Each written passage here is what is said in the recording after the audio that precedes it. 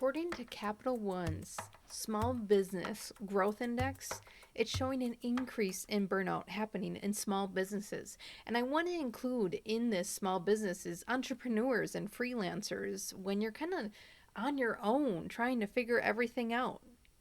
If you've ever felt exhausted, unmotivated, like why did I even get into this? Overwhelmed by everything that has to be done every day. And this is happening across the board in 4 different categories that you might be seeing in yourself or in your small business team. Physically, right? They're just exhausted. They're run down. You can see even changes in their behaviors, in their physical appearance. Some people overeat, some people undereat, some people's hair is falling out and they start to get that acne. They look really run down, like they haven't been able to rest. Emotionally, feeling that overwhelmed, even if you add one more task, it feels like such a huge task, even if it could be small thing on the checklist. That also emotional state of helplessness and hopelessness, like why try? Another thing to learn, another thing to do, why try? And this is all spilling over into that cognitive state, getting brain fog, decision fatigue, like you feel like you can't figure things out as sharp as you used to. And relationships just seem more difficult, a lot more conflict, a lot harder to get along. That's what burnout looks like in small businesses. So, we're going to talk a little bit about what burnout looks like in a small business and entrepreneurs and freelance workers. We're going to talk about the root causes of why this is happening and also strategies to not only prevent but recover from it. So, why burnout is very common in small businesses, entrepreneurs, and freelance workers is you're kind of juggling it all. You're doing marketing, you're doing accounting, you're doing HR, you're doing customer service, you're doing finances, and you're probably also providing the service that is of value to the customer. That's about 6 roles that you are performing on any given day. And because you're also the owner, you have the financial and vision planning, strategy parts of the business while you're stuck in the day to day. That mental load is so conflicting. When I work with small businesses, it almost takes 1 or 2 full sessions to get them out of that day to day mindset, the firefighting mode, and up above to see the whole picture, to start the strategy. So you can see that you can't just switch back and forth between the quick tasks and the strategy tasks. As a business owner, you're also always juggling that like financial and survival type of mode, especially if it's your main income. It's different if it's a part-time or side gig, right? It can still be that added income, but when it makes a full-time income, what you're going to rely on to pay your bills, to feed yourself, there's this extra pressure of survival mode that goes into it. And because you're a small business owner, entrepreneur, or freelance worker, you're often working alone, solo, going through these ebbs and flows, the struggles, the challenges alone. So that lack of support systems, that lack of community that you might have around you during that challenging time is also going to feed and fuel that burnout. So before we start talking about how to fix the burnout, I want you to recognize, where is the burnout being fueled? Physically, are you constant fatigue and you're having sleep problems, you're having some health issues? Emotionally, do you have that irritability and frustration with other people? Loss of motivation, like you kind of don't want to do it anymore. Feeling detached from your business, why you went into it in the first place. And are you making mistakes in your business? Are you rushing through work or skipping steps that are important to the procedure and flow? Are you having less patience with your customers where you used to have ample time to serve them? Do you have less creativity to imagine what's new, what's next, or reroute, adapt very fluidly? This can look like you're just putting out fires every day and never getting ahead.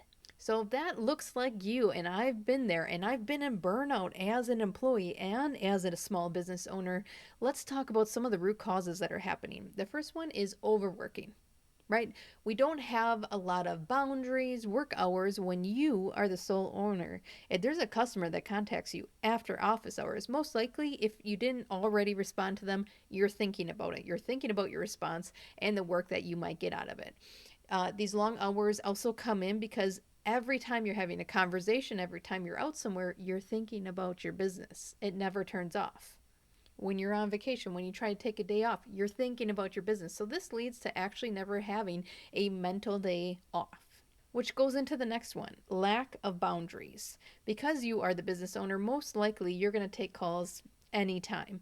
You're going to answer emails anytime.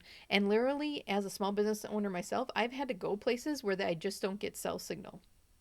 So I can't answer calls, I can't answer texts, I can't reply to emails or social media posts. I can't do anything electronically. And I've had to go that far in this type of state to actually get a boundary. But we don't want you to just go off the grid because you're running a business. We want to get to a point where you can moderate this and have healthy boundaries and then sign on refreshed the next day. But in order to do that, we need to address some of the other root causes going on. Poor delegation. It is very difficult to give away tasks, give away functions when it's your business, right? You're the one all in, you're the one financially invested, you're the one that's going to hurt the most if things go bad. So it's very difficult to delegate out tasks, which will lead to you doing everything yourself, which is going to go over the boundaries. It's going to overextend yourself, especially as your business continues to grow. Now, that goes into the next one, insufficient systems. So there's many small business owners that I work with that are growing. They're at 20 people now, and they still don't have robust systems in place. So they're doing things manually. They're still texting out instructions throughout the day and troubleshooting that way.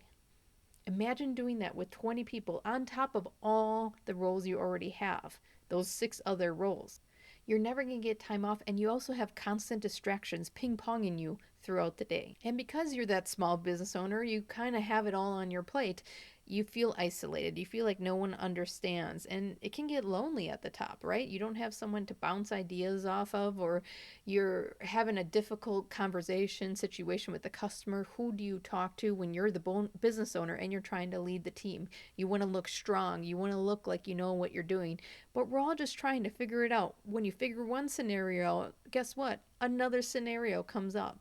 So, having that lack of community as a business owner in freelance, entrepreneur, or small business where you're growing your team can be kind of isolating.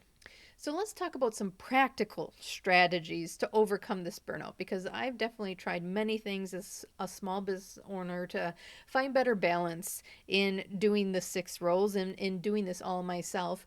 And I have found a few to be very practical, which means not a lot of time and money and investment on my part to do it.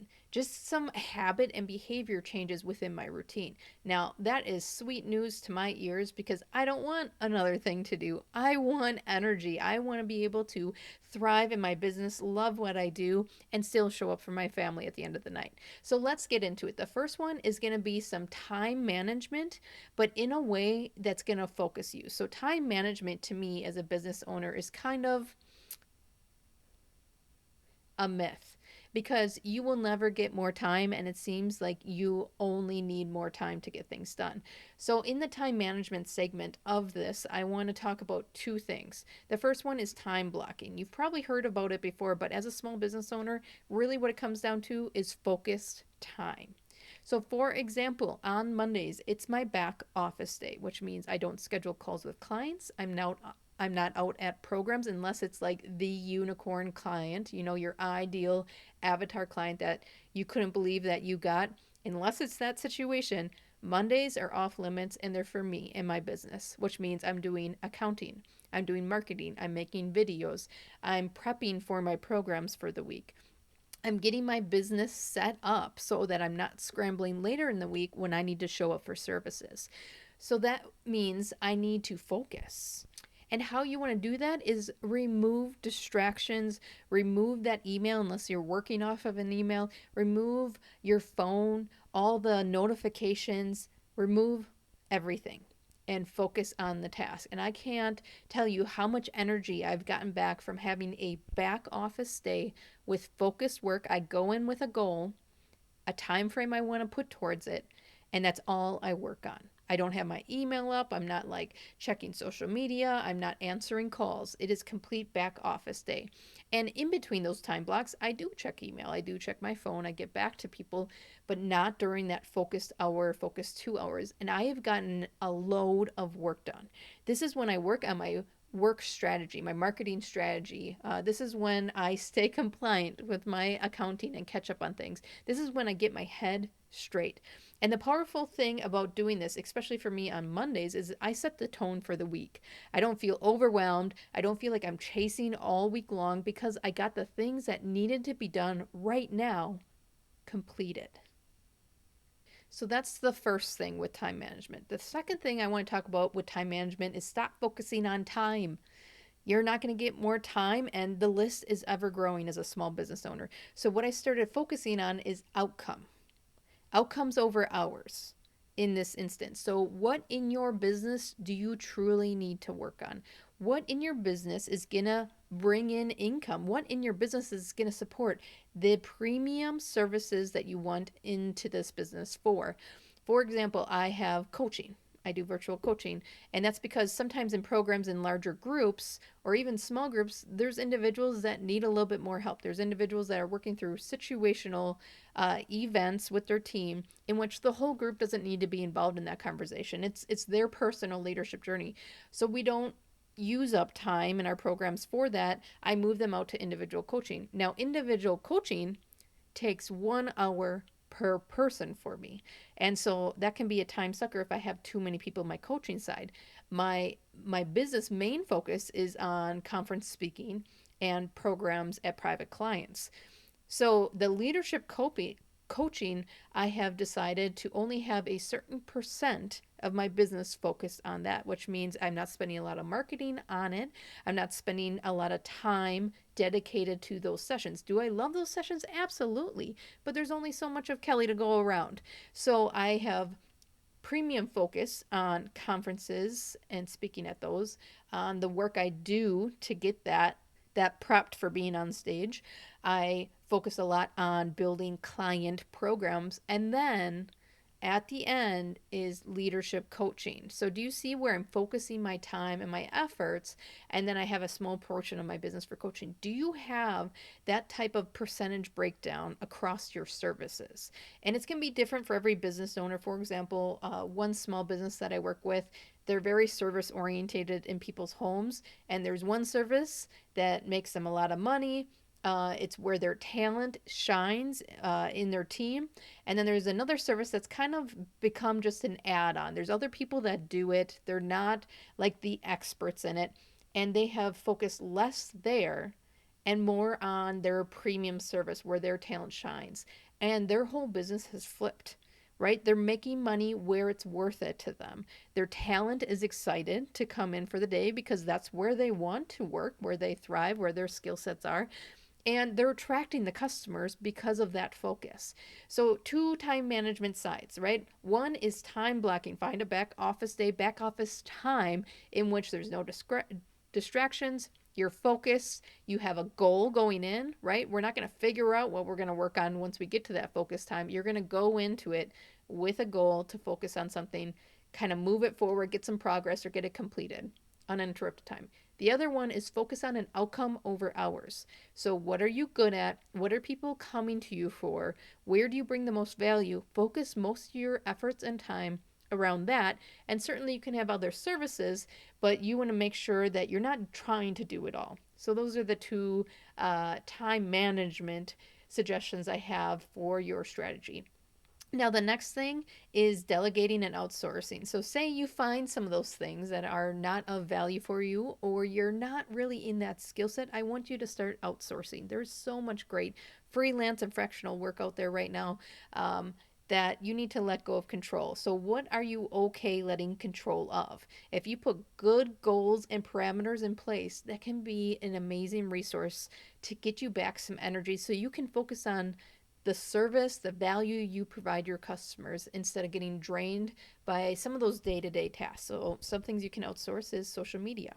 Some things you can outsource are accounting. There's great freelance bookkeepers now. Just let them do the billing. You use a system so that they know how to bill people and let them do all the work.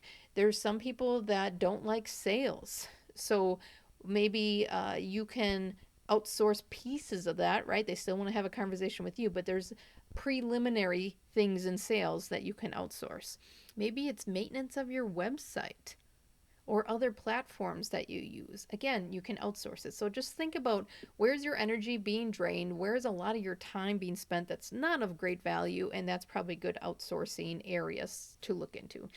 Now, let's talk about building systems. So, are you streamlining things like checklists? Are you automating things like email appointments and scheduling? There's great software, very affordable. Mine's all through my website, to tell you the truth.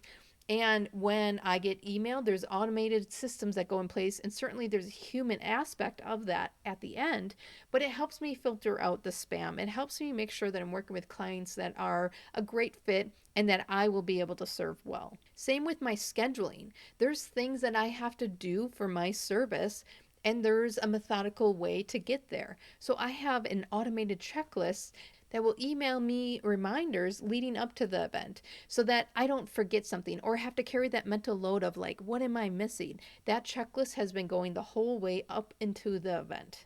The next strategy I want to talk about is support network. So find your people.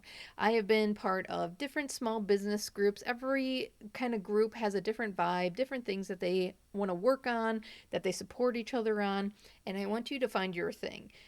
For example, business to business type of groups weren't my thing, but it's because it didn't really align in the services that I provide. I joined a speaker group, which has been phenomenal, a complete catalyst in my business because they were in the same service industry of me. There's great like local chambers and small business groups. Is that more your vibe? There's young professional groups, there's freelance groups, there's fractional groups. So find your support network, peers that are within your field, in your industry, in your type of small business, and be part of that. And if you want to be part of a mastermind, that's great, but know that they're going to push you. So be ready for that. Do you just want a place that you can talk about your challenges and some of your hurdles? Then do that. Or do you need just a business coach, like a business group to bounce ideas off, or people can challenge you, they can push you, but also they know when to back up and to support you. Find a support network specific to your type of business, your type of industry. When I first got into this, I was in the wrong groups, I was in between groups, and it was lonely. You would have those challenges and no one to talk to. You would have those customers you don't know how to deal with and not anyone to talk to about it. And you wouldn't know about great resources or outsourcing tools because you didn't have those type of people to talk to. So find your crew. And the last, but definitely probably it should be the first, is self care. So we like to say that as business owners, but this business won't run without you. And that got me really to focus on my health. When I feel crummy, I can't show up for my clients. When I'm crummy, I am not creative. When I'm crummy, I feel like I can hardly get the bare minimum done and I'm already overwhelmed. So I've had to shift self care like sleep, movement, time away, like my phone disappears, so that I can show up. I can show up for the people I serve. I can show up for my business. And recognizing that over time has gotten me to level up my business so high because I can create, I can impromptu, I can adapt like crazy. But it's because I started taking care of myself. I can do those things and that amount of change in this crazy demanding world because I am centered when I wake up. I give myself time, I give myself some grace, some space. I practice gratitude for how far I have come. I do the hard things that we don't want to do, right? When you got to look yourself in the mirror. And over time, and I'm talking a short time, right? Only a few weeks of doing that, I feel like things are just bouncing off of me when they should probably be challenging. I feel like I can show up to my customers full of energy and present, not worrying about everything waiting for me back at the office. I feel like a lot of clarity came back to my business of where I need to go and the next steps I need to take. So don't discount self care. It seems like I don't have time for this and it's another thing we have to do. But it's pretty much at the foundation of everything that you do. Because if you don't have a sharp mind, if your body is worn down and tired, right? If you are emotionally not processing things and spewing all over those tight relationships that are supporting you, it's not going to be a fun ride. And then this business is just going to be something that you don't want to do anymore. So if you truly believe in the mission of your business, the purpose of it, the value you bring, I want you to put you at the center of it. When you take care of you, people feel that energy, right? They get attracted to you. Have you ever been to a business that they're just cranky, right? They just like, woe is me. This life sucks. Like, you don't want to go back there, right? And then you go into another business, same circumstances in this world, right? And they're dealing with it and they just have a positive attitude about it. And it's not fake, not fake smiles. Like, they genuinely are glad that you're in their business working with them. They're so happy to be doing what they're doing. I want to work with them. Like, they're the first people that come to my mind that I recommend out. So, do you see that your energy kind of attracts one vibe or the other? So, one vibe's going to bring you more business and be a lot more fun to work around in the upcoming years and help you grow. And in general, you wake up excited to do it. And then the other one is just kind of a drainer. Like, maybe this just isn't for you, and that's okay. But the reason why we're talking about small business burnout is I don't want you to get to that state because I know you have a skill set and you have a value to bring. And I wish more people were small businesses because I don't like the big painted over corporate, you have to do it this way. I love the customization of small businesses and the character that comes out through that. And there's so much avenue in this world of change right now to start your business. If you're feeling exhausted, if you're feeling this small business burnout, it's not failure. It's a signal that something needs to change. Now you know the signs, you know some of the root causes, and you have a few strategies to begin the change. If you're looking for a little more help, I want you to go over to my website and grab up a coaching conversation under services. And there's two ways of doing this. If you're a leader of a team, I want you to go grab up the leadership coaching session. If you're a small business or you're starting a small business, or you're not really sure where to go with your small business, fractional or freelance work, I want you to grab up one of the launch packages, which includes coaching, but also a lot of business strategy to get you from this stuck state to where you want to go. And remember, we can engage productivity and energy while preventing burnout.